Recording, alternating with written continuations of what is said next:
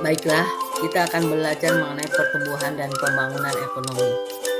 Kompetensi dasarnya menganalisis konsep pertumbuhan ekonomi dan pembangunan ekonomi serta permasalahan dan cara mengatasinya. Menyajikan hasil temuan permasalahan pertumbuhan ekonomi dan pembangunan ekonomi serta cara mengatasinya. Baik, kita ke pengertian pertumbuhan ekonomi. Dilansir dari Kemenhub, pertumbuhan ekonomi adalah kenaikan kapasitas dalam jangka panjang dari negara yang bersangkutan untuk menyediakan berbagai barang ekonomi bagi penduduk. Pertumbuhan ekonomi juga dapat diartikan sebagai proses perubahan yang secara berkesinambungan menuju kondisi yang lebih baik dalam kondisi perekonomian suatu negara. Ekonomi suatu negara sendiri dapat dikatakan bertumbuh jika kegiatan ekonomi masyarakatnya berdampak langsung kepada kenaikan produksi barang dan jasanya. Dengan mengetahui tingkat pertumbuhan ekonomi, pemerintah kemudian dapat membuat perencanaan mengenai penerimaan negara dan pembangunan ke depannya. Sementara bagi pelaku sektor usaha, tingkat pertumbuhan ekonomi dapat dijadikan dasar dalam membuat rencana pengembangan produk serta sumber daya. Baik, kita ke ciri-ciri pertumbuhan ekonomi. 1. Meningkatnya produksi barang dan jasa. 2. Meningkatnya output per kapita. 3. Adanya perubahan pada sektor ekonomi. Adapun faktor-faktor yang mempengaruhi pertumbuhan ekonomi. 1. Sumber daya manusia. Sumber daya manusia merupakan salah satu faktor produksi dalam ilmu ekonomi, di mana dengan meningkatnya sumber daya manusia akan mempercepat naiknya pertumbuhan ekonomi. Jika sumber daya manusia naik, maka secara otomatis angka pengangguran akan turun dan angka kemiskinan juga akan turun. Yang kedua yaitu sumber daya alam. Sumber daya alam bagi suatu negara sangat berpengaruh terhadap pertumbuhan ekonomi secara langsung, karena sumber daya alam merupakan salah satu faktor produksi yang mampu meningkatkan pendapatan negara. Namun keberadaan sumber daya alam yang melimpah dan tidak diiringi dengan peningkatan sumber daya manusia, maka penggunaan dan pemanfaatan sumber daya alam ini akan berujung kepada eksploitasi berlebihan dan tidak bijak, sehingga sangatlah penting bagi kita untuk memanfaatkan sumber daya alam sebijak mungkin untuk masa depan yang lebih baik. Yang ketiga yaitu kemajuan teknologi. Pemanfaatan kemajuan teknologi akan mengindikasikan dengan meningkatnya pula tingkat kecepatan dalam menghasilkan produk yang lebih cepat dan efisien. Hal ini juga untuk menghemat anggaran yang seharusnya untuk pekerja dapat dijadikan untuk keperluan lain. Yang keempat yaitu tingkat inflasi. Ada dua inflasi yang berpengaruh langsung dalam bisnis perusahaan, yaitu cost plus inflation, yaitu perusahaan barang dan jasa yang disebabkan penurunan barang dan jasa yang disebabkan kenaikan biaya produksi, dan demand plus inflation, yaitu inflasi yang disebabkan kenaikan permintaan baik berupa barang dan jasa sehingga harga menjadi naik. Sehingga inflasi ini akan sangat berpengaruh terhadap daya beli konsumen, maka itu pun berpengaruh terhadap pertumbuhan ekonomi. Yang terakhir adalah tingkat suku bunga. Sebuah perusahaan atau usaha yang menggunakan modal pinjaman untuk meningkatkan kualitas perusahaan, di mana pada umumnya pinjaman tersebut memiliki suku bunga, maka keberadaan suku bunga yang tinggi dapat berdampak buruk dan juga mempengaruhi permintaan investasi yang rendah terhadap saham perusahaan tersebut, karena biasanya investor akan lebih menyukai tabungan konvensional daripada harus menginvestasikan uangnya ke perusahaan. Kita lanjutkan ke teori pertumbuhan ekonomi. Teori pertumbuhan ekonomi ada beberapa teori, yaitu teori klasik. Salah satunya adalah teori klasik yang dikemukakan oleh Adam Smith, di mana Adam Smith mengemukakan bahwa pertumbuhan ekonomi itu ada tiga, yaitu pertumbuhan gross domestic product, yaitu mengenai sumber daya alam, jumlah penduduk dan persediaan barang. Yang kedua adalah pertumbuhan penduduk. Yang ketiga adanya sistem persaingan bebas.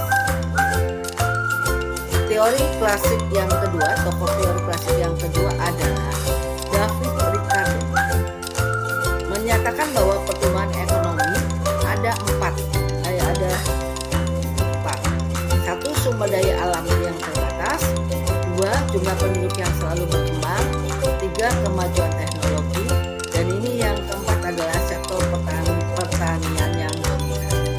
Yang terakhir adalah tokoh ekonomi klasik itu adalah Thomas Robert Malthus, di mana menyatakan bahwa pertumbuhan ekonomi seperti deret ukur, sedangkan pertumbuhan ekonomi diulangi lagi, menyatakan bahwa pertumbuhan penduduk seperti deret ukur, sedangkan pertumbuhan ekonomi seperti deret hitung, sehingga jumlah penduduk akan bertambah lebih cepat daripada ekonomi, yang akan mengakibatkan upah tenaga kerja menjadi murah. Kita lanjutkan ke teori neoklasik. Tokoh yang pertama adalah Schumpeter, di mana menurut Schumpeter ini pertumbuhan ekonomi sangat ditentukan oleh kemampuan kewirausahaan. Teori ini menekankan pada inovasi yang dilakukan oleh para pengusaha, yang mana kemajuan teknologi sangat ditentukan oleh jiwa kewirausahaan masyarakat yang mampu melihat peluang untuk membuka usaha baru maupun memperluas usaha yang ada. Yang kedua adalah Roy Forbes Howard dan F.J. Doman, atau yang dikenal dengan Howard Doman. Pertumbuhan ekonomi dipengaruhi oleh pertambahan modal yang akan meningkatkan produksi dan pada akhirnya meningkatkan pendapatan nasional. Kita lanjutkan ke teori neoklasik. Tokoh yang berikutnya yaitu Robert Solow, di mana pertumbuhan ekonomi dibagi menjadi tiga, yaitu pertumbuhan penduduk atau yang disebut sumber daya manusia, akumulasi modal, dan teknologi modern. Kita lanjutkan ke teori yang ketiga yaitu historis, di mana tokoh-tokohnya ada 5. Di antaranya adalah Wensombat, di mana pertumbuhan menurut Wensombat ini bahwa pertumbuhan dibagi menjadi 2, zaman perekonomian tertutup yaitu zaman perekonomian desa dan zaman feodal. Yang kedua adalah zaman kerajinan dan pertumbuhan, di mana ada zaman kapitalis purba, kapitalis madya, kapitalis raya, kapitalis akhir. Yang kedua adalah Friedrich List. Pertumbuhan dibagi menjadi 4, masa berburu dan mengembara, masa berternak dan bertani, masa bertani dan kerajinan industri, masa kerajinan industri dan perniagaan. Selanjutnya, tokoh berikutnya adalah Karl Popper. Pertumbuhan dibagi menjadi 4, yaitu rumah tangga tertutup, rumah tangga kota, rumah tangga bangsa, rumah tangga dunia. Yang selanjutnya adalah Bruno. Dibagi menjadi 3 pertumbuhan ekonomi menurut Bruno. Masa tukar menukar barang, masa tukar menukar dengan uang, masa tukar menukar dengan kredit. Yang terakhir adalah tokoh berikutnya adalah W.W. Rostow, di mana pertumbuhan ekonomi dibagi menjadi 4, masyarakat tradisional, pra lepas landas, dorongan menuju kedewasaan, dan konsumsi. Itu adalah teori-teori pertumbuhan. Kita lanjutkan bagaimana kita mengukur laju pertumbuhan ekonomi. Di sini ada rumusnya. Laju pertumbuhan ekonomi rumusnya pendapatan nasional tahun tertentu dikurangi pendapatan nasional tahun sebelumnya dibagi pendapatan nasional tahun sebelumnya dikali 100. Contoh soal yang pertama ini.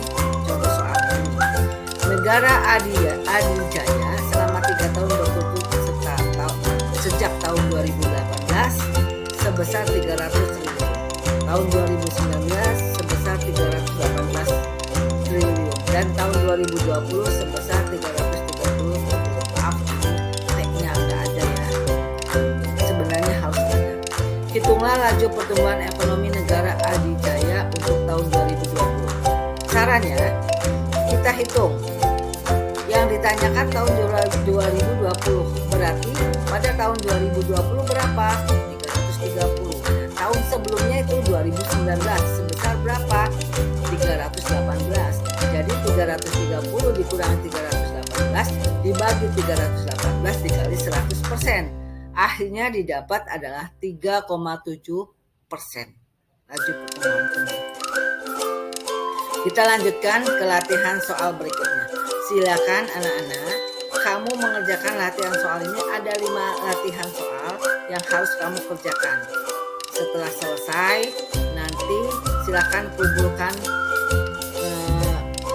soal-soal jawaban kalian ini. Hanya itu saja materi yang Ibu sampaikan. Terima kasih. Assalamualaikum warahmatullahi wabarakatuh.